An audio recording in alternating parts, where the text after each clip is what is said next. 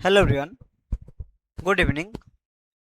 अभी मैं पढ़ा रहा हूँ परसेंटेज, जिसमें मैं परसेंटेज का लगभग आपको 7 8 9 वीडियो करा चुका हूँ। अब हमारा कुछ ऐसा क्वेश्चन बचा है जो एक दो टाइप का क्वेश्चन है, उस पर बेस्ड है। तो इसमें कुछ खास थ्योरी ऐसा बनता है नहीं, तो मैं क्वेश्चन के साथ ही थ्योरी आपको बता दूंगा और क्वेश्चन प्रैक्टिस करा दूंगा। ओके, तो चलिए देखते हैं क्वेश्चन और यहाँ हम प्रैक्टिस करते चलते हैं। ठीक, ये तो हो चुका है। यहाँ देखिएगा, सबसे पहले बेसिक मेथड जो आप जानते हैं उससे भी बना सकते हैं, लेकिन हो सकता है बेसिक से थोड़ा टाइम लगे, तो इसमें थोड़ा हम लॉजिक लगा लेते हैं। ठीक ना। सबसे पहले आप ये समझिएगा, मान लीजिए अगर किसी दो क्वांटिटी को आप ऐड करते हैं, ए प्लस बी करते हैं, और ए प्लस बी करने पे क्वांटिटी क्या आता है, सी आता है। ठीक ना। अगर आप इसको भी x% बढ़ाते हैं और इसको भी x% बढ़ाते हैं, ठीक ना, तो ये भी क्या होगा, अगर x% इसको भी बढ़ाते हैं, इसको भी बढ़ाते, दोनों को बढ़ाएंगे, तो ओवरऑल सी में भी क्या आएगा, x% का इंक्रीजिंग होगा। क्या होगा, इंक्रीज होगा। अगर डिक्रीज करेंगे तो फिर क्या होगा, x% का डिक्रीजिंग आएगा। ओके, तो दो क्वांटिटी को जोड़ने पे तीसरा जो आएगा, उसमें भी जो चेंज यहां होगा वही चेंज यहां होगा। लेकिन अगर आप इसमें x% इंक्रीज करते हैं, ठीक, इसमें अगर x प्लस y% इंक्रीज करते हैं, इसमें अगर x प्लस y% इंक्रीज करते हैं, तो इसमें कितना इंक्रीज आएगा पता है, इसमें जो आएगा देखिए, ए प्लस बी का मतलब a प्लस बी का तो x% होगा ही, a प्लस बी में x% का इंक्रीजिंग होगा ही। ठीक ना। ये जो होगा a प्लस बी का a% इंक्रीजिंग x%, और फिर b में जो होगा, b में जो होगा y% का इंक्रीजिंग, क्या होगा, बी में फिर क्या होगा, y% का इंक्रीज। तो हम डायरेक्ट ए कर सकते हैं, अगर आप एक में x% का इंक्रीज, दूसरा में x प्लस y% का इंक्रीजिंग करेंगे, तो आप ये कर सकते हैं, ये ओवरऑल सी में x% इंक्रीज करने से बी जो है सी में x% इंक्रीजिंग करने से क्या होगा, इसको ऐसे समझिए, हम अगर इसमें सी में x प्लस y% इंक्रीजिंग करते हैं या x% ही करते हैं, ठीक है, x% करते हैं, तो ये होगा क्या, इसमें b% का कमी रह चुका है, सॉरी, b में y% इंक्रीज और होगा। ठीक है ना। तो क्वेश्चन से ज्यादा क्लियर होगा, इस चीज को हम क्वेश्चन से समझेंगे। ठीक है ना। जैसे मैं यहां देखिए, किसी गांव में 5,000 लोगों की आबादी में पुरुष 10% बढ़े और महिलाएं 15%, इससे एक वर्ष में कुल आबादी 5600 हो गई। तो गांव में मूलतः कितनी महिलाओं की आबादी थी, ये बताना है। यहां देखिए, यहां ओवरऑल इंक्रीजिंग जो हुआ है, जो जनसंख्या में इंक्रीजिंग हुआ, वो कितना हुआ है, वो जो हुआ 600 हुआ है। कितना, पहले 5,000 था और 5600 हो गया, तो 600 हुआ।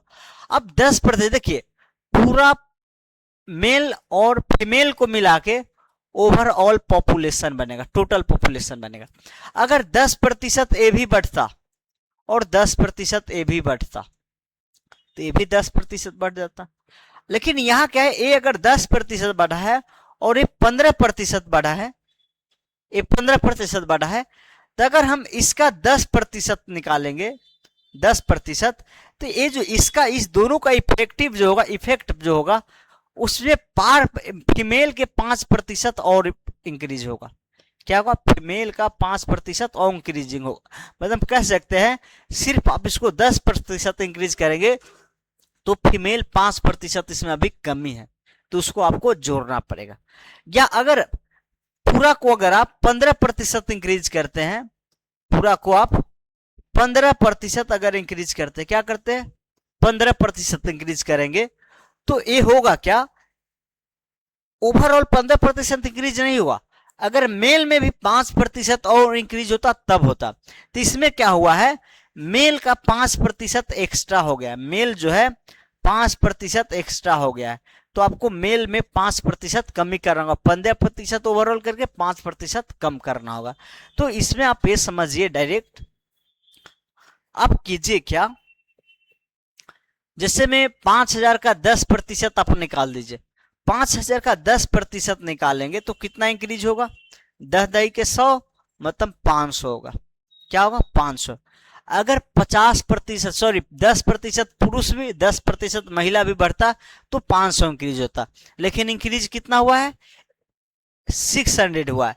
देख कितना का कमी है, कितना ज्यादा है अभी, तो ये जो ज्यादा है, ये जो ज्यादा है +100 ज्यादा है इसे, कितना ज्यादा है इसे, 100 ज्यादा है। तो ये 100 कौन सा ज्यादा है, ये जो 5% महिला एक्स्ट्रा बढ़ा हुआ है, ये 10% या 5% एक्स्ट्रा बढ़ा हुआ, तो यही जो महिला का 5% होगा, महिला का 5% क्या होगा, ये 100 बढ़ा हुआ है, ठीक ना। ये जो 100 और भी ज्यादा, आप 10% बढ़ाते तो 500 ही बढ़ता, लेकिन 600 बढ़ा है। तो 600 क्यों बढ़ा है, 100 ज्यादा क्यों आया, क्योंकि यहाँ 5% महिला एक्स्ट्रा बढ़ा हुआ। तो 5% इसका निकालेंगे तो ये हो जाएगा 20, मतलब 2000 महिला हो जाएगा। तो क्या पूछा गया है, महिला के बाद कितना है, तो 2000 कह देंगे। इसी को आप ऐसे भी निकाल देते, 10% बढ़ा है, 15% बढ़ा है, तो आप करिए क्या, डायरेक्ट 15% इंक्रीज कर दीजिए। अगर आप 5,000 में 15% इंक्रीज करेंगे, 15% इंक्रीज करेंगे तो क्या होगा, 15 पचे 75, 750 होगा, 15 पचे 75। अब ये 750 है और एक क्या है बढ़ा कितना, 600 है, तो ये ज्यादा हो गया, रियल बढ़ा 600 ही, लेकिन अब 15% निकाले तो ज्यादा हो चुका है। कितना ज्यादा हो चुका है, तो ये आप घटा लीजिए, 150 क्या है, ज्यादा हो चुका है, 150 ज्यादा हो चुका है। तो ये जो 150 ज्यादा हुआ है, ये जो 150 ज्यादा हुआ किसके कारण हुआ, क्योंकि यहाँ पे सॉरी 150 का कमी है, मतलब इससे 150 कमी है। ये जो 150 का कमी है किसमें, ये 5% कम है उसका है। तो ये जो पुरुष का आप 5% और बढ़ा होता तब ये 150 मेंटेन हो जाता। तो पुरुष कितना हो जाएगा, 20 पंचे 100, तो 15 दूना 30, पुरुष 3000 हो जाएगा, पुरुष 3000 हो जाएगा। तो महिला कितना होगा, 5000 में से 3000 घटा दीजिए, ठीक, तो ये 2000 हो जाएगा, 2000। तो डायरेक्ट महिला निकालना था तो आप ये भी कर सकते थे, ठीक ना। तो एक ये मेथड है, बाकी आप परसेंटेज का रेशियो वाला मेथड सभी यूज करके कर सकते हैं, बेसिक भी लगा सकते हैं, इसमें कोई दिक्कत नहीं है। आप कीजिएगा एकदम बेसिक से बनाइए। जैसे में आप कहेंगे, मान लीजिए महिला X है तो पुरुष क्या होगा, फीमेल कह देते X है, तो मेल जो बच जाएगा 5000 माइनस X बच जाएगा। एकदम बेसिक से भी बना सकते हैं, सब छोटा क्वेश्चन है, 5000 माइनस X होगा। अब पुरुष 10% बढ़ा है तो आप डायरेक्ट कह सकते हैं पुरुष का 10%, सॉरी पुरुष का 10, 5000, 5000 माइनस X का 10% मतलब 1/10, और फिर X का 15%, यहाँ क्या 15%, 15%, ठीक। और ये जो आप पुरुष को 10% बढ़ाएंगे, महिला को 5% बढ़ाएंगे, तो कितना इंक्रीज हुआ, 600 इंक्रीज हुआ, तो आप 600 कर दीजिए। यहाँ आप महिला का एक्स ही मान है, एक्स का जो भी वैल्यू आएगा आप इसको कैलकुलेट कर दीजिए, कोई बहुत बड़ी है नहीं। चलिए ये क्या आ जाएगा, अगर 100 ले लेते 10, 5000 मतलब 5 1 0 और आ जाएगा, माइनस 10x, और 100 को उधर जाने देंगे, ठीक ना, तो 6 2 0 आ जाएगा, ठीक ना, 60,000 आ जाएगा। 50,000 को उधर जाने दीजिए, तो 5x इक्वल टू 10,000, ओके। तो x क्या आ जाएगा, 5 2 जा 10 मतलब 2000 आ जाएगा, ये आ जाएगा। तो आप बेसिक से भी कर सकते हैं, महिला को x मानिए, पुरुष आ जाएगा। अब इसमें जैसे जैसे इंक्रीजिंग कहा गया कर दीजिए, तो ये एकदम बेसिक मेथड है, तो इससे थोड़ा टाइम लगेगा। एक और मेथड है, एलिगेशन वाला मेथड है, लेकिन अगर जो लोग एलिगेशन नहीं पढ़े होंगे, नहीं समझे होंगे, वो नहीं समझ पाएंगे, ठीक ना। एलिगेशन क्या है वो देखिए, जैसे में यहाँ जो है ओवरऑल इंक्रीज कितना है, ये 5000 से 6000 हो गया। ओवरऑल इंक्रीज आप देखेंगे, ओवरऑल एवरेज इंक्रीजिंग कह सकते हैं, एवरेज इंक्रीजिंग 600 इंक्रीज हुआ कितना पे, 5000 पे, इंटू 100, ओके, इंटू 100, 2 से 2 0, 10 से 10, 12×5 = 60, मतलब 12% जनसंख्या इंक्रीज है ओवरऑल। और पार्शियली देखिए, पार्शियली पुरुष 10% इंक्रीज हुआ, महिला 15% इंक्रीज हुआ। कह सकते मेल यहाँ रखिए, यहाँ फीमेल रखिए, ये 10% है, ये 15%। ओवरऑल इंक्रीज क्या हुआ है, एवरेज इंक्रीजिंग 12% हुआ है। अब एलिगेशन में जानते हैं हम, इसको इधर से घटा के करते तो क्या आएगा, 2% आएगा। तो 2% लिखिए, या रेशियो लेना होता है यहाँ तो हट जाता है, यहाँ क्या होगा 3 होगा, तो 3:2 में होगा, मतलब महिला पुरुष का रेशियो क्या होगा 3:2। तो टोटल हमको क्या है यहाँ, टोटल 3 2 5 है, टोटल क्या है 5 है, और ये जो 5 यूनिट है 5000 का वैल्यू, 1 यूनिट का निकाल लीजिए। हमको निकालना था महिला का संख्या, मतलब फीमेल, ये मेल है ये फीमेल है, फीमेल कितना 2000, तो ये 2000 आ जाएगा। तो आप यहाँ एलिगेशन मेथड भी लगा सकते हैं, वो जो पहले आप देखे हैं 10% और 15% का इफेक्टिव, 10 और 15% इंक्रीज हो रहा है, तो आप 10% ओवरऑल बढ़ाएंगे तो आपको जो रिजल्ट आएगा उसमें अभी 5% महिला का और बढ़ेगा। अगर आप 15% बढ़ाते हैं तो उसमें होगा क्या, पुरुष का 5% कमी रह चुका है। ठीक, तो उससे भी कीजिए या बेसिक से कीजिए, बात सेम ही है। चलिए नेक्स्ट क्वेश्चन देखें।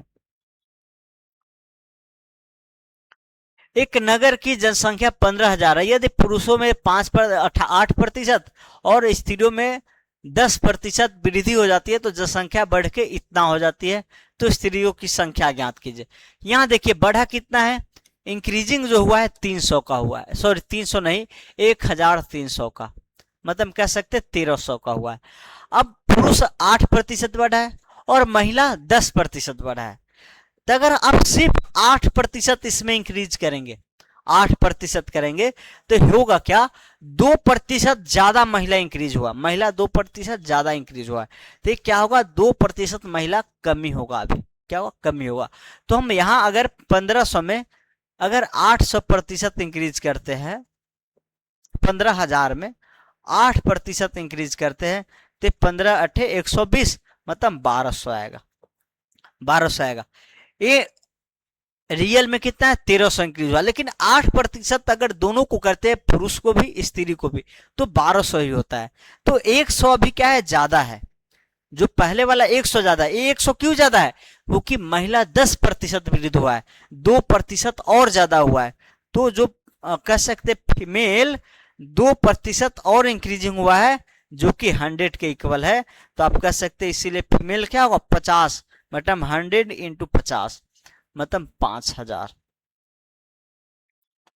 ये 5000 आपका आंसर हो जाएगा। तो कितना है 68 नंबर 5000 हो जाएगा। ओके, तो ये आपका उसी टाइप का सेकेंड क्वेश्चन हुआ। नेक्स्ट क्वेश्चन देखिए। चलिए कहा गया है, बी दत्ता अपने 3 लाख रुपए को अंशतः डाकघर बैंक और बैंक में 10%, 6% ब्याज पर जमा करना चाहते थे। मासिक व्यय आज 2000 रुपया हो तो जमा की राशि में क्या अंतर है, मतलब जो डाकघर में जमा है जो बैंक में जमा है उसका अंतर निकालना है, ठीक ना।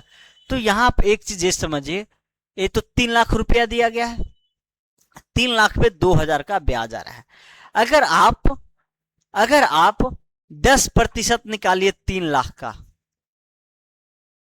3 लाख का 10%, तो कितना आएगा, ये एक ही वर्ष का ब्याज है, ठीक ना, सॉरी मासिक ब्याज है, तो 10% की ब्याज पर जमा करना था, ये मासिक है या 10% जो है ये आपको दिया गया होगा, आई थिंक अपने डाकघर बैंक 10% ब्याज पर जमा करना चाहते थे, मासिक ब्याज आए 2000 रुपया हो। अच्छा अच्छा, 10% इतना, यहाँ देखिए ये मुझे लगता है वार्षिक दर दिया जाता है, वैसे जहां भी नहीं दिया जाएगा तो समझना वार्षिक है।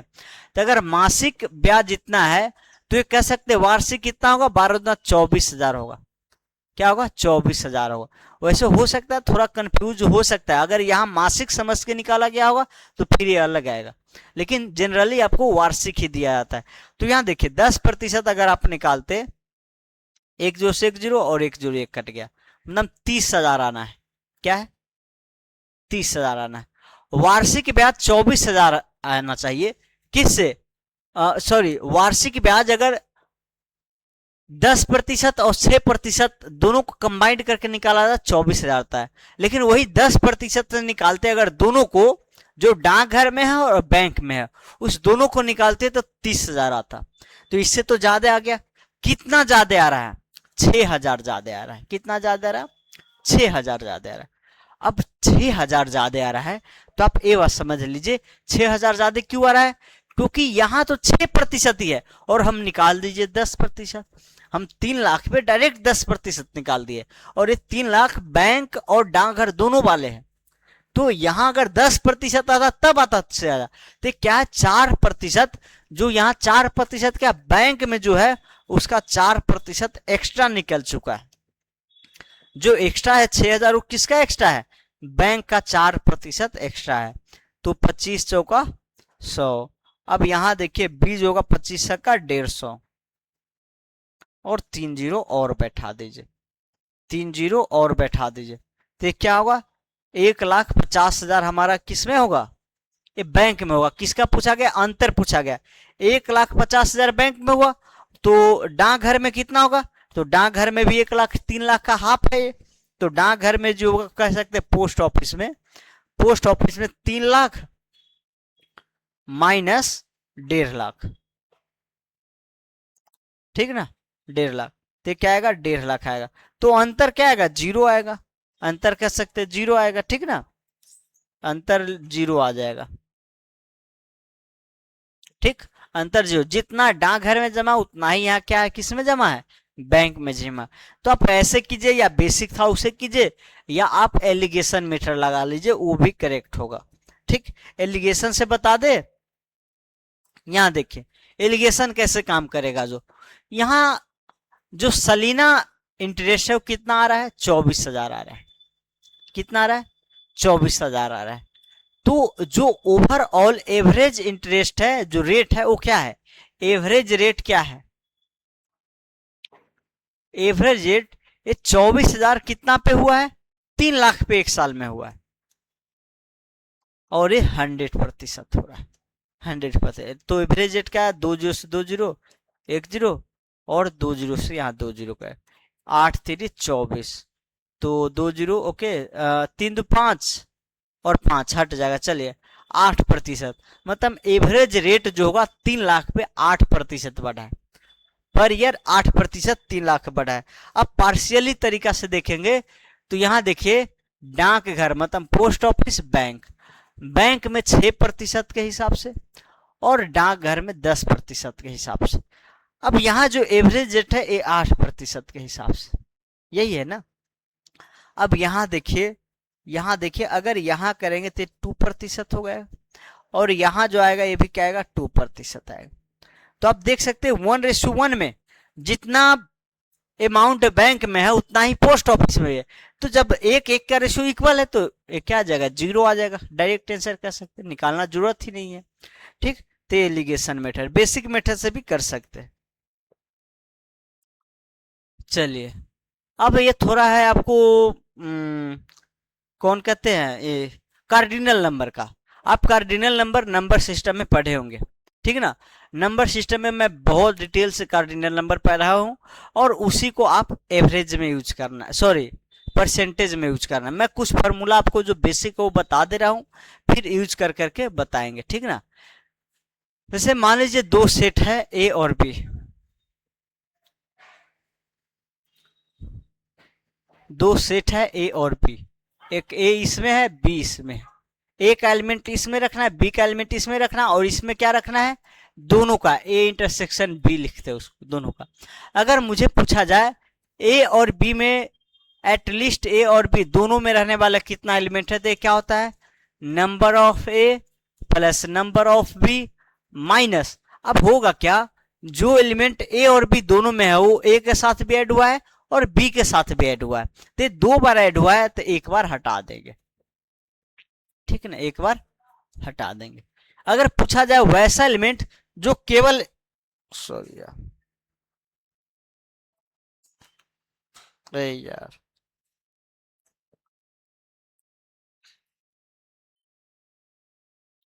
चलिए, अब पूछा जाए वैसा एलिमेंट जो केवल ए में है, बी में नहीं है, बी में नहीं, तो नंबर ऑफ एलिमेंट इन ए, जो केवल ए में है, ए का मतलब इस पार्ट में नहीं है, सिर्फ इधर है, सिर्फ इधर वाला पार्ट में है, कह सकते हैं इधर वाला पार्ट में है, ठीक। तो ये क्या होगा आपको, नंबर ऑफ ए माइनस दोनों में है जो एलिमेंट, इसको रेड ही कर देते हैं, number of A intersection B. Okay, अगर पूछा जाए केवल बी वाले में, केवल बी वाले एलिमेंट में, तो number of B minus number of A intersection B हो जाएगा, number of A intersection B हो जाएगा। तो ये दो सेट के लिए कह सकते हैं, दो ग्रुप के लिए, ऐसे ही 3 ग्रुप के लिए होता है, 4 ग्रुप के लिए होता है, 5 ग्रुप के लिए भी होता है, वो भी मैं बता दे रहा हूं। ऐसे मान लीजिए 3 ग्रुप है, ठीक ना, ए बी सी, ठीक, इसको हम कहते हैं ए कहते हैं, इसको बी कहते हैं, इसको सी कहते हैं, ठीक ना। चलिए, वीडियो ठीक चल रहा है ना, हाँ ठीक है। चलिए देखिए, अगर मुझे पूछा जाए वैसे एलिमेंट जो ए बी सी एटलीस्ट तीनों में से किसी एक में हो, तो इसका क्या होगा formula, number of A plus number of B, मतलब ए में एलिमेंट की संख्या है जो, प्लस बी में है जो, सी में है जो, फिर दो दो में है उसको घटा देंगे क्योंकि 2 बार ऐड हो चुका है, ठीक ना, तो एक एक बार हटा देंगे,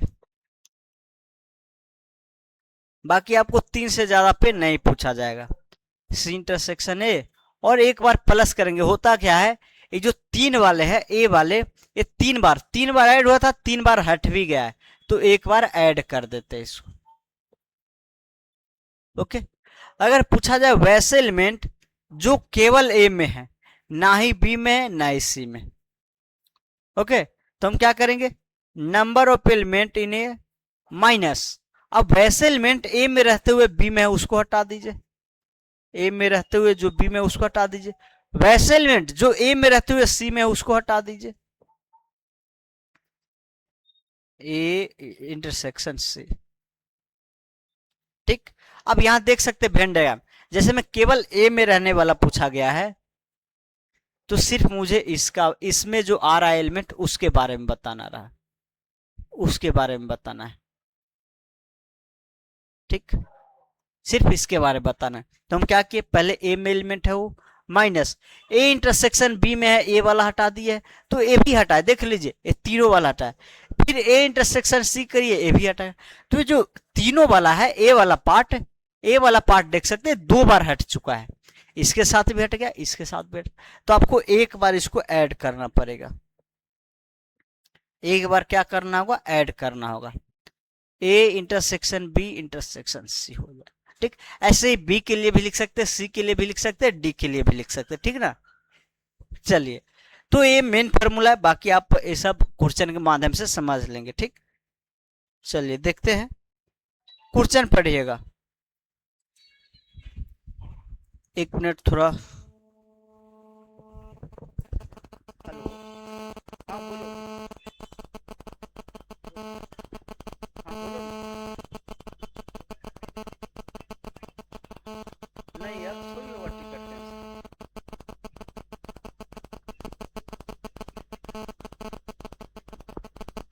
अरे हम तो बताए ही थे तुमको कि उसमें टिकट बनाओ ना बनाओ, बात बराबर है।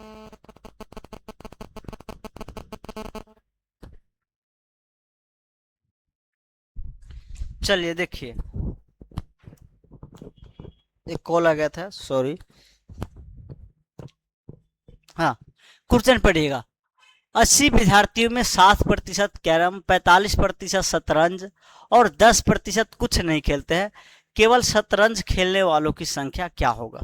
देखिए, टोटल स्टूडेंट कितना है, या विद्यार्थी कह सकते हैं स्टूडेंट 80 है, उसमें 45% कैरम खेलता है, और 45% शतरंज, और 10% कुछ नहीं खेलता, ना शतरंज खेलता है ना ही कैरम खेलता है, ठीक ना। ओके, तो केवल शतरंज खेलने वालों की संख्या, तो यहाँ 2 चीज दिया गया, एक कैरम, एक शतरंज, और एक जो कुछ नहीं खेलता वो दिया गया, तो हम ये कह सकते हैं केवल शतरंज खेलने वालों की संख्या, शतरंज कह सकते हैं, इसको इंग्लिश में क्या लिखे, चेस।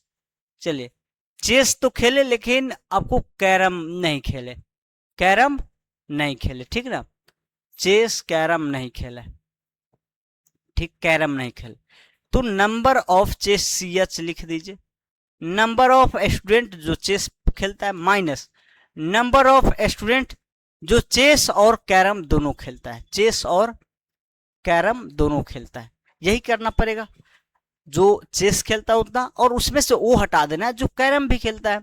तो यहां देखेंगे आप, तो कैरम खेलने वाले का संख्या कितना है, 60 है, और 45, 10% ऐसा जो कुछ नहीं खेलता है, ठीक। चलिए, अब ये बताइए आप मुझे, अगर मैं टोटल स्टूडेंट देखूं तो क्या होगा, 100% होगा, अपने आप का 100% होगा, स्टूडेंट टोटल स्टूडेंट को उसी के सापेक्ष देखेगा 100% होगा।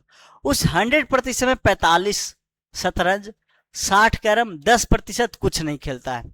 तुम ऐसे का निकाल सकते जो दोनों खेलता है, ठीक ना। तो हम एक करते हैं क्या,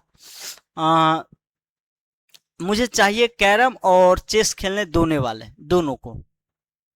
अब वेन डायग्राम अगर बना लेंगे तो इससे ज्यादा क्लियर आएगा। चलिए, एक क्या है, चेस वाले हैं, एक क्या है, कैरम वाले। एक कितना प्रतिशत है,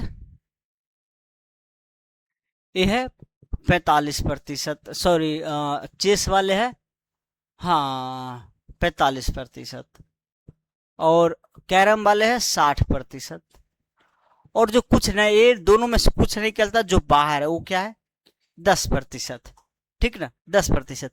तो आप ये कह सकते हैं कि दोनों में से दोनों खेलने वाले, ए और ये दोनों खेलने वाले कितना होगा, तो 90%। दोनों में चेस या कैरम खेलने वाले जो स्टूडेंट होगा वो कितना होगा, 90, 100 में से 10% घटाएंगे तो 90% होगा। अब यहां जो इसको हम निकालते हैं, number of chess plus number of carrom और minus number of chess intersection carrom, okay. अब यहां देखिए, ये कितना प्रतिशत है, 90%। 90% कैसे पता है, वैसे स्टूडेंट जो चेस या कैरम दोनों में से कोई एक खेलता है, या दो, एक क्या, एटलीस्ट एक खेलता है, तो हम कह सकते हैं 10 है, पूरा 100% है, 10% ऐसा है जो कुछ नहीं खेलता है, उसको हम हटा दिए तो 90%। अब यहाँ जो आएगा ये क्या आएगा, चेस वाले 45% और कैरम वाले 60%, और दोनों का दोनों खेल रहा है वो हमको निकालना है, चेस इंटरसेक्शन कैरम। इसको इस साइड ले लीजिए, उसको उस साइड जाने दीजिए, number of chess intersection carrom, ये क्या होगा, 105% माइनस 90%, तो कितना आ जाएगा, 15% आ जाएगा। मतलब 15% ऐसे स्टूडेंट है जो कैरम और चेस दोनों खेलता है।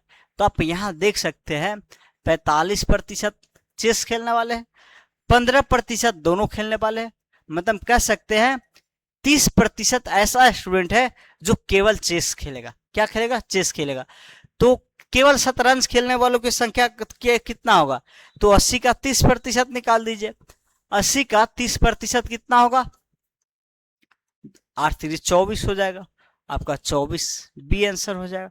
आप दूसरे तरीका से भी निकाल सकते हैं, आप इसमें और भी लगा के निकाल सकते हैं, लेकिन जो डायरेक्ट आपको क्लियर पता चले कि मुझे ए फॉर्मूला लगा के आ जाएगा और इसमें इसका कमी है, तो पता है एक कमी है, तो हम ए निकाल लेंगे यहां से, ठीक, और ये कर सकते हैं। चलिए आगे देखते हैं। चलिए क्वेश्चन पढ़िए, थोड़ा मैं रेस्ट पानी पी रहा हूँ, ठीक।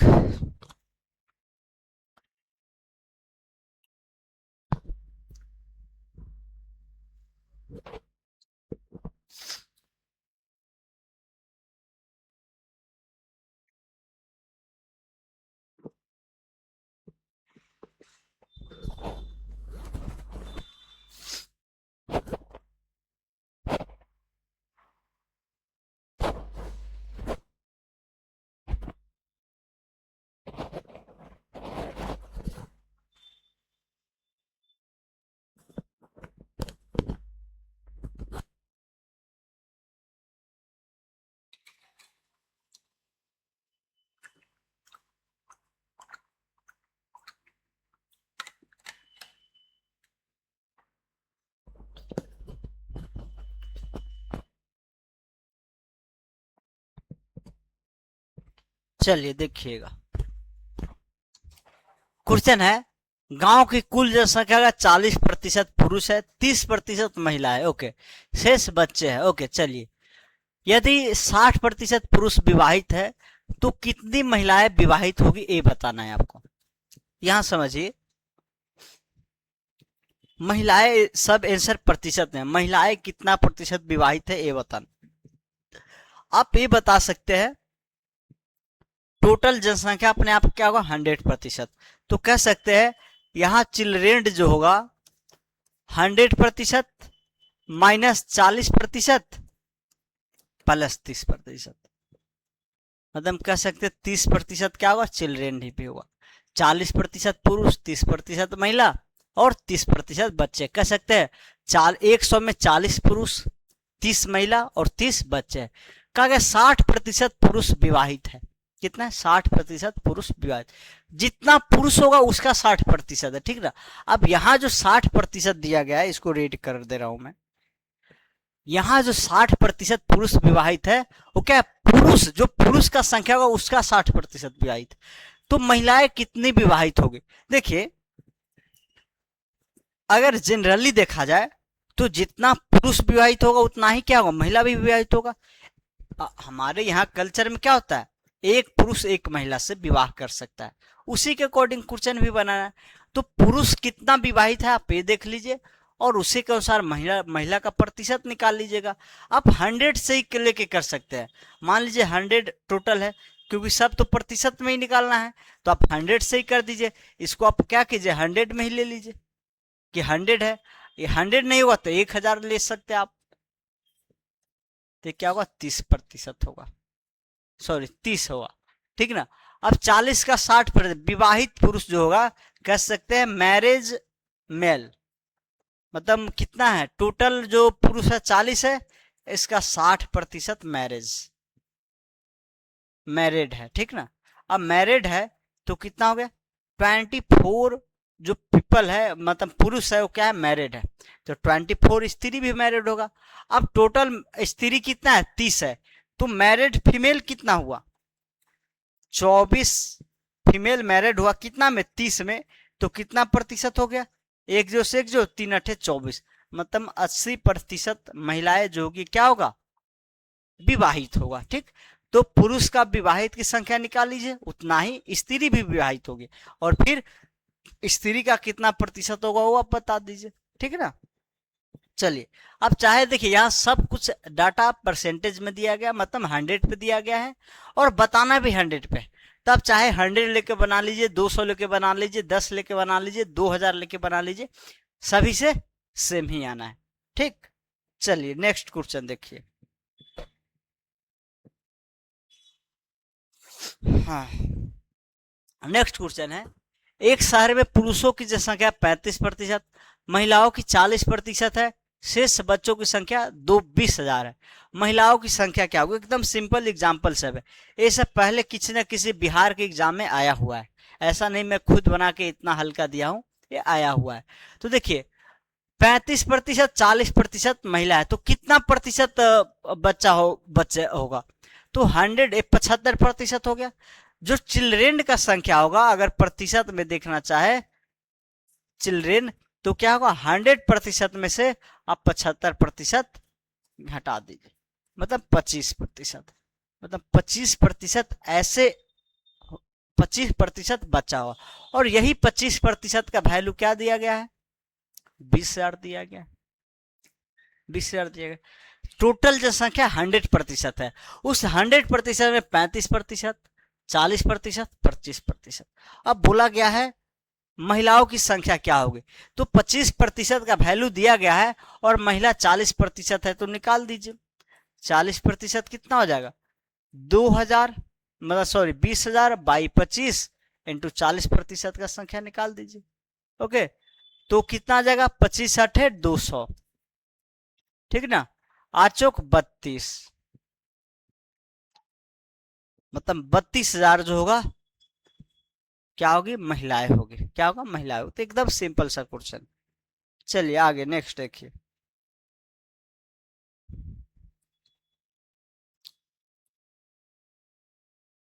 ये फिर आपको आ गया ये कार्डिनल नंबर का क्वेश्चन। 40% व्यक्ति मधुमेह, 25% मिर्गी, 10% दोनों से पीड़ित है, तो कितने प्रतिशत लोग किसी भी बीमारी से पीड़ित नहीं है, ये बताना है। ठीक ना। जैसे हम कोई भी गांव के बारे में या स्कूल के गांव के ही जनसंख्या के बारे में कह सकते हैं।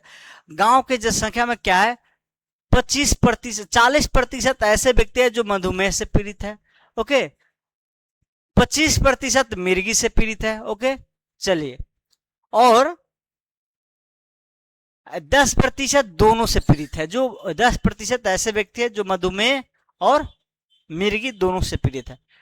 तो इसमें ऐसे कितने हैं जो किसी भी बीमारी से पीड़ित नहीं है, ये बताना है आपको। कह सकते हैं यहां आप देखिए, टोटल गांव की जनसंख्या को इसमें आप ले लीजिए।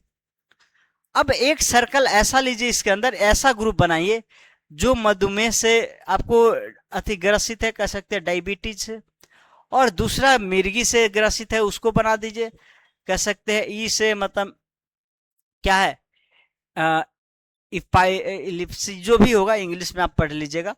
मधुमेह के लिए हम एम ही लिख देते हैं।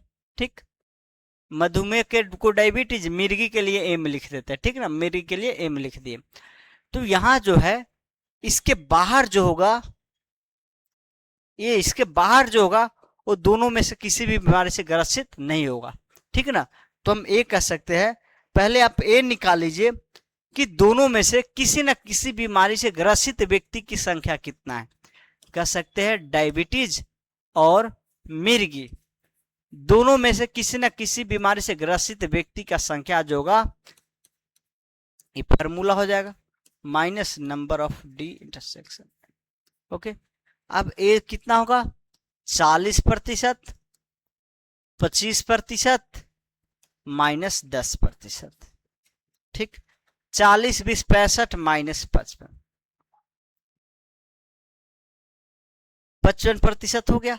अब ये जो 55% आया है, दोनों में से किसी न किसी से ग्रसित है। तो ऐसे कितना है जो दोनों में से किसी से भी बीमारी से ग्रसित नहीं है। तो टोटल जनसंख्या अपने आप का क्या होगा, 100%। 100% में से 55% आप हटा दीजिए, तो क्या होगा, 45% हो जाएगा। आपको डी वाला ऑप्शन करेक्ट हो जाएगा। ओके, चलिए नेक्स्ट क्वेश्चन।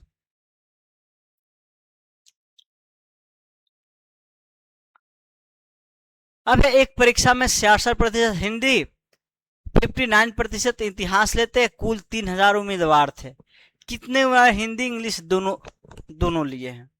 ठीक, चलिए देखिए, एक परीक्षा में 66% स्टूडेंट जो हिंदी लेता है, 59% इतिहास लेता है, और 3000 ऐसा है जो अच्छा 3000 टोटल उम्मीदवार है।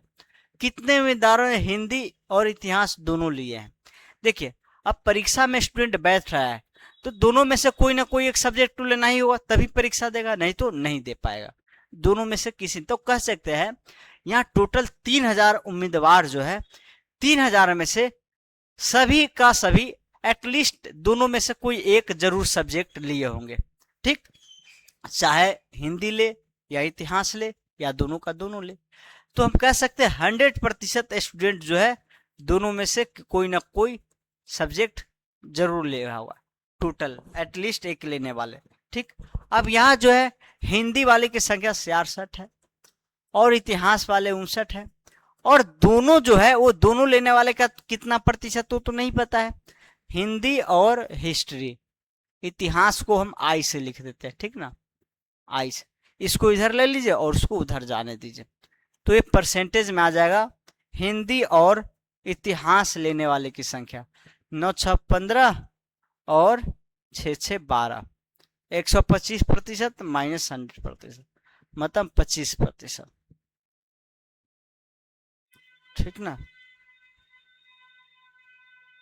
चलिए, तो 25% स्टूडेंट वैसे है जो हिंदी भी लिए है और इतिहास भी लिए है। अब टोटल 300 है, हमको निकालना तो परसेंटेज में नहीं है, हमको निकालना एक्चुअल वाला है। तो एक्चुअल निकाल दीजिए, कितना, 3000 का 25% कह सकते हैं 1/4, 1/4। तो यहाँ क्या आ जाएगा, 750 आ जाएगा। 750 आपका बी ऑप्शन करेक्ट हो जाएगा। ओके, चलिए नेक्स्ट क्वेश्चन देखिए।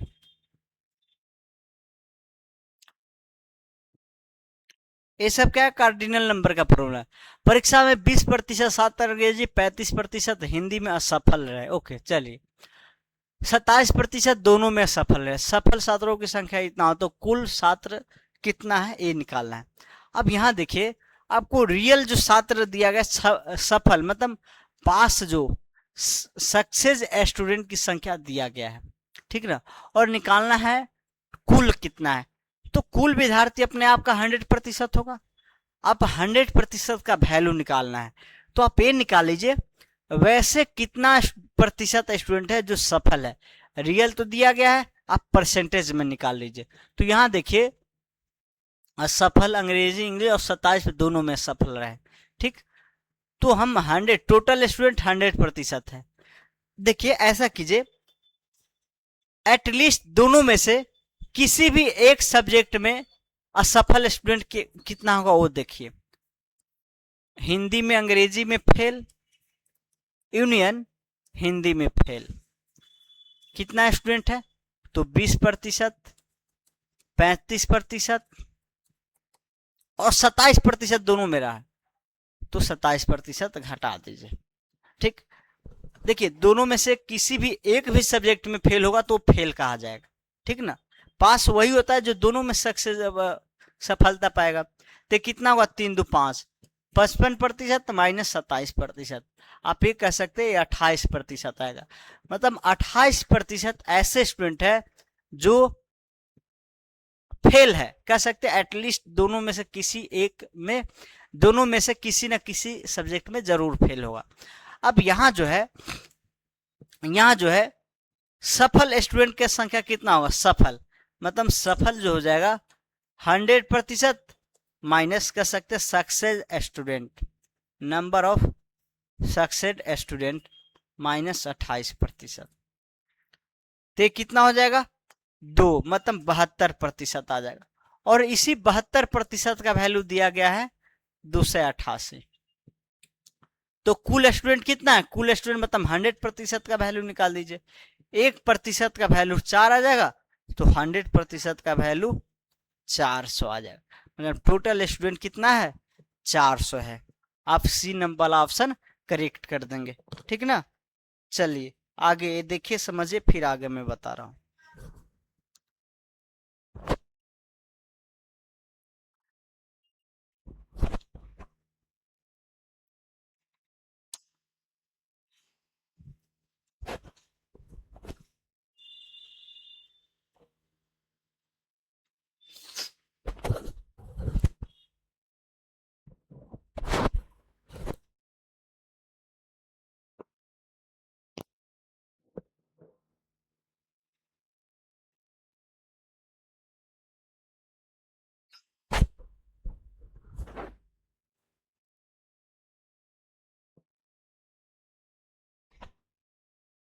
चलिए देखिएगा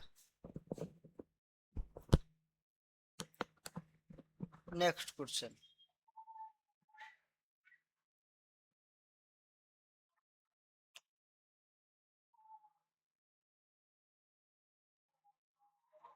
चलिए, 20 गायकों 40 नर्तकों के एक समूह में 20% गायक 25 वर्ष से कम है, और पूरे समूह में 40% कम उम्र के है। ओके, 25% कम है, और एक क्वेश्चन थोड़ा गलत है, मिस्टेक है इसमें, ठीक ना। इस क्वेश्चन को छोड़िए, आगे बढ़िए। चलिए देखिएगा, 1 लाख जनसंख्या वाले शहर में 20% के पास इंटरनेट है। इसमें 15%, इसमें से 15% पीटीसीएल का उपयोग करते हैं। तो कितने लोग अन्य इंटरनेट सेवा का उपयोग करते हैं। देखिए क्या होता है, कोई शहर में 20% इंटरनेट, 15% पीटीसीएल और बाकी अन्य क्या करता है। तो ऐसे कितने लोग हैं जो अन्य सेवा का उपयोग करता है, ये बताना है। तो आप ये बताइए कितने लोग हैं जो अन्य सेवा का उपयोग, टोटल जो पर्सन हो क्या होगा, 100% होगा। इसमें से 20% इंटरनेट, ओके। चलिए 15% पीटीसीएल, ये तो नहीं दिया गया कि इसमें से कुछ ऐसे भी होंगे जो दोनों यूज करते हैं, नहीं दिया गया है। ठीक है, तो अन्य कितना, देखिए ये होगा 35, तो 35 आएगा 65%। 65% ऐसे लोग हैं जो अन्य सेवा का उपयोग करेंगे, ठीक है ना। तो कितना उपयोग होगा, ये 100% का वैल्यू 1 लाख है, 100% का वैल्यू 1 लाख है, तो 65% का वैल्यू बताइए। तो आप कह सकते हैं 65,000 हो जाएगा। क्या होगा, 65,000 हो जाएगा। ये आंसर आपका, सॉरी ये नहीं आया, ये क्वेश्चन में कुछ मिस्टेक है। देखिए क्वेश्चन क्या है, क्वेश्चन थोड़ा मैं एआई से बनवाया हूँ, तो उसमें क्या है, कुछ क्वेश्चन का कुछ पार्ट हटा दिया गया है, तो क्वेश्चन का लैंग्वेज पूरा क्लियर नहीं दिया गया है, ठीक है ना। जब लंबा हो उसको शॉर्ट करके दे दिया गया, ठीक। तो इसको भी छोड़िए क्योंकि क्वेश्चन का लैंग्वेज क्लियर नहीं हो पा रहा है। हम और भी देखते हैं। चलिए विवाहित अविवाहित ये वाला करवा ही दिए हैं। अब इलेक्शन, यही टाइप लास्ट है, थोड़ा इलेक्शन और परीक्षा पे बेस्ड है, वो देखिएगा, ठीक ना। क्या परीक्षा में 65.8% ने भौतिकी, 59.2% ने गणित ली। यदि कुल 2000 अभ्यर्थी है तो कितनों ने गणित और भौतिकी दोनों लिए, ठीक। देखिए जब परीक्षा में स्टूडेंट बैठ रहा है तो दोनों में से कोई ना कोई एक, दोनों में से एटलीस्ट एक सब्जेक्ट तो लेगा ही, तभी परीक्षा देने का मतलब है। तो परीक्षा में सिर्फ वैसे थोड़ी कोई बैठेगा, दोनों में से या तो आपको भौतिकी ले या गणित ले या दोनों का दोनों ले। तो टोटल कह सकते हैं 100% स्टूडेंट है, उसमें से इतना भौतिकी लिया इतना गणित लिया, कुल 2000 कितने गणित अभ्यर्थी दोनों लिए। तो आप कह सकते हैं फिजिक्स और गणित, कह सकते मैथ, दोनों में से एटलीस्ट एक सब्जेक्ट लेने वाले स्टूडेंट की संख्या क्या होगा, तो number of fee plus number of math, मतलब मैथ और minus number of physics intersection math, मतलब दोनों लेने वाले की संख्या। अब दोनों में से एटलीस्ट एक सब्जेक्ट लेने वाले टोटल 100% होगा, जितना स्टूडेंट परीक्षा में बैठेगा वो अपने आप का क्या होगा, 100% होगा। अब इसमें देखिए 65.8% फिजिक्स लिया है, 59.2% मैथ लिया है, और आपको ये निकालना है फिजिक्स मैथ दोनों लेने वाले का। इसको इस साइड लीजिए, फिजिक्स और मैथ, और यहां देखिए ये क्या होगा, 2 आ जाएगा 66 और 66 और 59, तो एक इसको दे दीजिए 60 आ जाएगा, और 60 65 6 2 12 125%। ओके 8 2 10, ठीक है। चलिए एक इधर 60 हो गया, ठीक है। चलिए -100, मतलब 25% ऐसे स्टूडेंट है इसमें जो गणित भी लिया है और क्या लिया है, भौतिकी भी लिया है, ठीक। और कहा गया है कुल 2000 है, ये 2000 किसका वैल्यू है, 100% का वैल्यू है, तो 25% का बटा दीजिए। तो 100% का है तो 25% के लिए क्या करेंगे, 2000 बाई 100 इंटू 25%, तो अब 2 जीरो से 2 जीरो हटा दीजिए, 25 दूना 50,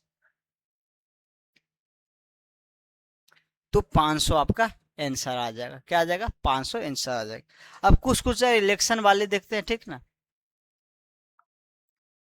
चलिए क्या कहा गया है कि चुनाव में 20% ने भाग नहीं लिया, ठीक।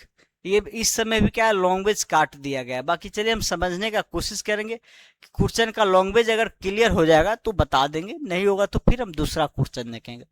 चुनाव में 80% ने भाग नहीं लिया, सॉरी 20% भाग नहीं लिया, ओके।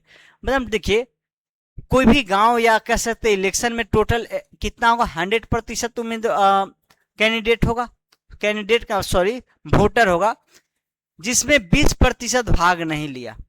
तो बच गया कितना 80%। 80% तो भाग लिया है, ठीक। चलिए, राम को कुल मतों का 42% मिला है और उसने श्याम को 400 मतों से हराया। अब टोटल जितना मत है उसमें 40% राम को मिल गया है।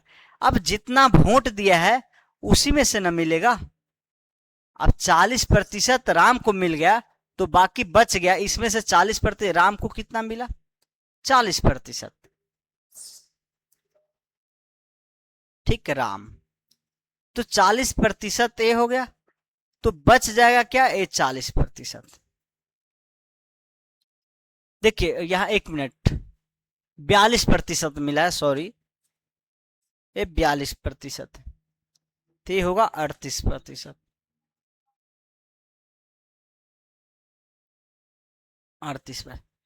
टोटल मत कितना होगा? 100%। इसमें 20% हटा दीजिए, बच गया 80%। 80% में क्या? अगर कुल मतों का मतलब इस 80 में से 42% राम को, बाकी श्याम को, मतलब 38%, और 400 से हराया है, तो कितना का डिफरेंस है? देखिए कितना कम, इससे 400 कम प्राप्त हुआ है, तो कह सकते हैं 4% है। और ये जो 4% है 400 मत है। क्या? 400 मत है, तो हराया है। तो राम को मिले मत, राम को 42% मिला है, तो 1% का वैल्यू 100 है, तो 42 का क्या होगा? 42 इंटू 100 मतलब 4200। ठीक, तो राम को कितना मिलेगा? 4200 मत मिलेगा। 1% का वैल्यू निकाल के 42% का बता दीजिए।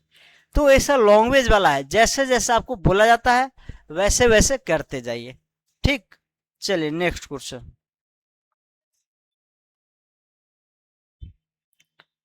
अब यहां देखिए, एक उम्मीदवार को 35% वोट मिले हैं, वह प्रतिद्वंदी से 2250 वोटों से हार गया। ओके, चलिए, यदि केवल 2 उम्मीदवार हो तो कुल कितने वोट पड़े? चलिए यहां एक बार ध्यान दीजिएगा, ये नहीं कहा गया कि वोट कोई इनवैलिड हुआ है, मतलब ऐसा बोकस कहते हैं ना, इनवैलिड इनवैलिड नहीं दिया, इसका मतलब 100% वोट वैलिड है। जिसमें 35 प्रतिद्वंदी, इतना प्रतिद्वंदी, प्रतिद्वंदी मतलब जो विपक्षी है उसको मिला है, ठीक ना। चलिए, एक उम्मीदवार को इतना मिला, 100% टोटल होगा। एक को 35% मिला तो दूसरा को कितना मिलेगा? 65% मिलेगा। ओके, वह प्रतिद्वंदी से इतना वोटों से हार गया, मतलब सारे 2200 वोट से आ रहा है, तो कितना प्रतिशत का डिफरेंस है ये देख लीजिए। तो ये कह सकते हैं आप 30% का डिफरेंस है, इससे 30% कम है, और यही 30% वोट से आ रहा है, जो कि कहा गया है कितना है? 2250। तो कुल वोट कितना पड़े वो बताना है, तो 1% का वैल्यू आपको यहां से आ जाएगा 321 और 3×5 = 15। तो 100% का वैल्यू क्या होगा? 7500 हो जाएगा। 100% का वैल्यू क्या होगा? 7500 हो जाएगा। ये आपका आंसर आ जाएगा।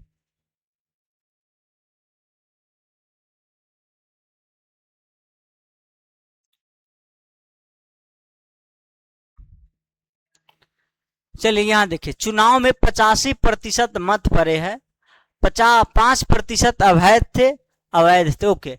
एक को वैध मतों के 80% मिले हैं, जो इतना थे। ओके, मतदाताओं की कुल जनसंख्या ज्ञात कीजिए, मतदाताओं की कुल जनसंख्या ज्ञात कीजिए। चलिए ध्यान दीजिएगा, चुनाव में 85% मत पड़ा है, नहीं। चलिए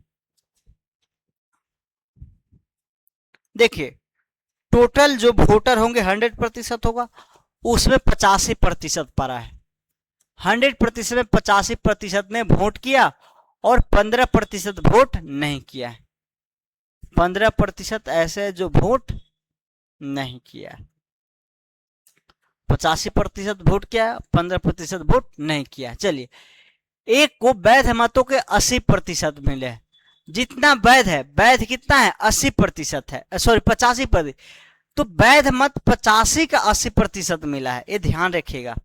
85% है, इसका 80% मिला है एक को, ठीक ना। टोटल का 80% नहीं, जो वैध है, वैध कितना है? 85% है, उसमें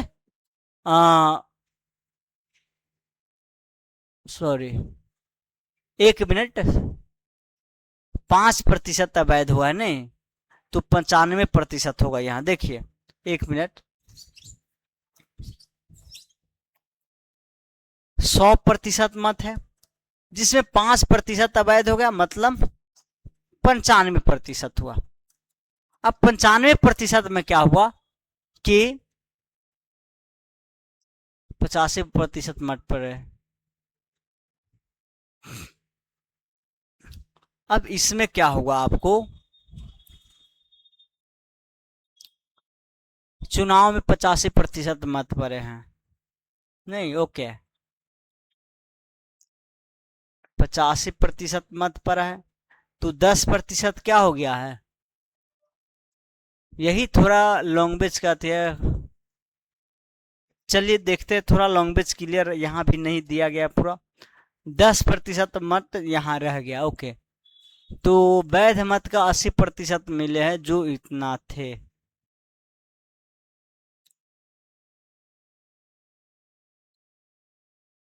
एक को वैध मत का 80% मिला है, तो वैध मत तो 95 हुआ। चलिए एक मिनट, यहाँ क्वेश्चन ही क्लियर नहीं है। एक तो 85% वैध आ गया, इनवैलिड आ गया 95%। अब इनवैलिड में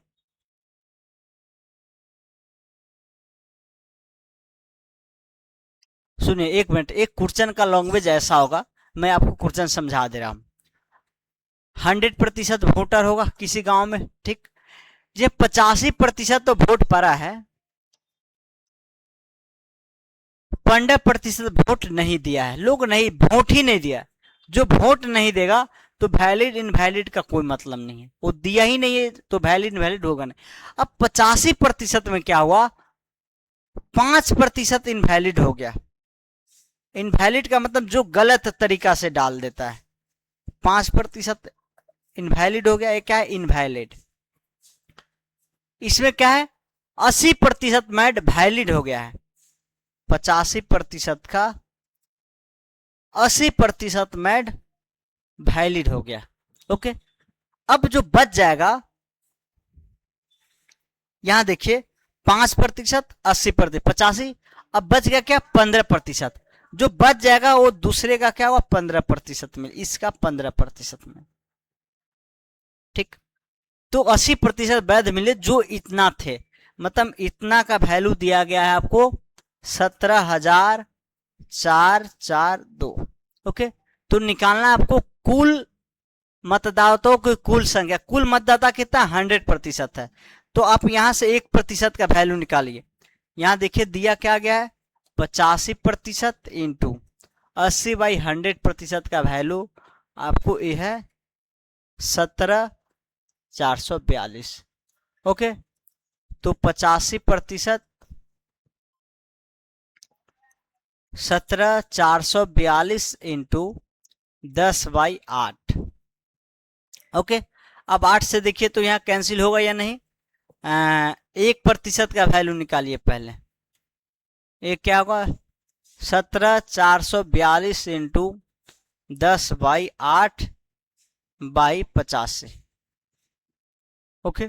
तो 100% टोटल वैध क्या है, टोटल मत 100% है। टाइम कितना हो गया, 11:06 हो गया, ठीक है। देखते हैं थोड़ा देर और, बाई 8/85 इंटू 100, ठीक। इसको सिंप्लीफाई करके देखते हैं आंसर आ जाए। अगर आंसर नहीं आएगा तो इसका मतलब फिर लैंग्वेज क्लियर नहीं है यहाँ, ठीक। यहाँ देखिए, एक 4 से यहाँ पे आप कैंसिल कर दीजिए, 4 2 जा, और 4 से 25, 5 से 5, 17 25 85। यहाँ 17 से इसको कैंसिल कीजिए, 17 से 1 और 0, हाँ 17 दूना 34, 10 17 छक्का 102। तो ये आपको आ जाएगा, 5 से मल्टीप्लाई कीजिए, 6 पंचे 30 और 3, 5 दूना 10 3 13 5, तो 1 0 और 51,300 टोटल वोट है। 51,300। अच्छा एक और है, एक दो और है, एक दो और है, तो और कैंसिल कर दीजिए एक बार, इसको कर दीजिए 5 1 3, ठीक। अब 5 है, 5 3 15, 5 1 6 5 25, मतलब 25,650। 25,650 ऑप्शन ही नहीं है। देखिए या तो कुछ कैंसिलेशन में मिस्टेक होगा, नहीं तो क्वेश्चन का डाटा थोड़ा क्लियर और देना चाहिए। AI से मैं डाटा अथी किया हूँ, शॉर्ट किया हूँ, इसलिए थोड़ा क्वेश्चन लैंग्वेज हेरा फेरी हो चुका है। चलिए देखिएगा, एक क्वेश्चन और मैं लास्ट बताता हूँ, फिर आज छोड़ दूंगा। ए को 30% मिले, 60 से अनुत्तीर्ण हुआ। बी को 45% मिले, जो न्यूनतम उत्तीर्ण से 15 अधिक है। देखिए ए को क्या है, 30% मार्क मिला हुआ है। 30% मतलब टोटल एग्जाम अपने आप का 100% होगा, उसमें 30% मिला है। लेकिन 30% अंक तो आया है, लेकिन 60 नंबर अभी भी उत्तीर्ण होने में कम है। अगर हम 60 नंबर इसमें ऐड कर देते हैं तो क्या होगा, पास होने का न्यूनतम अंक आ जाएगा। पास होने का न्यूनतम अंक आ जाएगा। ओके, जिस एग्जाम में ए बैठा है उसी एग्जाम में बी भी बैठा है, तो ए को पास होने के लिए इतना मार्क्स चाहिए। अब वही कहेगा बी को 45% मिला है, जो न्यूनतम उत्तीर्ण अंक से 15 अधिक है। अब बी को 45% तो मिला है, लेकिन न्यूनतम उत्तीर्ण अंक इतना जो है, इससे 15 अधिक है, तो 15 घटा दीजिए। तो न्यूनतम उत्तीर्ण अंक क्या होगा ये बताना है आपको। तो ये सब्ट्रैक्ट, इसको इस साइड लीजिए, इसको इस साइड, तो 15% इक्वल टू क्या होगा, 75। ओके चलिए, 15 तिहाई 75, एक जो होगा 15 पचे 75%, 5 हो गया 1% का वैल्यू। तो 100% जो होगा, सुनिए 100% क्यों निकालिएगा, आप एक कीजिए, न्यूनतम 30% प्लस 60 कर दीजिएगा। 30% का वैल्यू क्या आएगा, 150, और उत्तीर्ण के लिए 60 ज्यादा चाहिए, तो इसमें 60 प्लस कर दीजिए। तो 100 5 11, 11 2 से 10, 0 100 5 11 1 2, 2 से 10 चाहिए, 2 से 10 आपका करेक्ट हो गया। तो ये हमारा 83 नंबर है। ठीक, एक दो और देखते हैं, फिर मैं इस चैप्टर को आज खत्म ही कर देता हूं, ठीक ना। ये भी वैसा ही है, मैं शॉर्ट में बता दे रहा हूं। इतना अंक चाहिए, एक परीक्षा को पास करने का 36% अंक चाहिए। एक को 130 अंक मिलते हैं और 14 से फेल हो जाता है। तो 130 में अगर आप 14 जोड़ते हैं तो उत्तीर्ण वाला अंक आ जाएगा, 37% का वैल्यू आ जाएगा। तो अधिकतम अंक क्या, 100% का वैल्यू निकाल दीजिए। तो 100% का वैल्यू आ जाएगा 144/37 इंटू 100, तो 6 चौक 24, 4 के बाद 400 आ जाएगा। आपका सी वाला ऑप्शन करेक्ट हो जाएगा। ठीक, चलिए नेक्स्ट देखिए।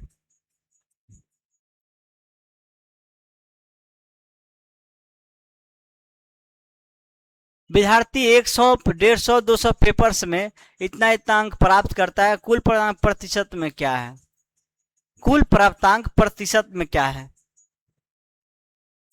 चलिए देखिए, एक 100 में इतना लाता है 90%, तो 100 का 90% कर दीजिए, सिंपल सा क्वेश्चन है। फिर 150 का 60% कर दीजिए, फिर 200 का 54% कर दीजिए। ओके, तो कुल प्राप्तांक का कितना कुल प्राप्तांक कितना है 100। सॉरी देखिए, इसमें क्या है, एक ही स्टूडेंट है, एक ही स्टूडेंट को एक 100 नंबर के पेपर में 90% आता है, 150 के पेपर में उसमें 60% आता है, 200 के पेपर में 54% आता है।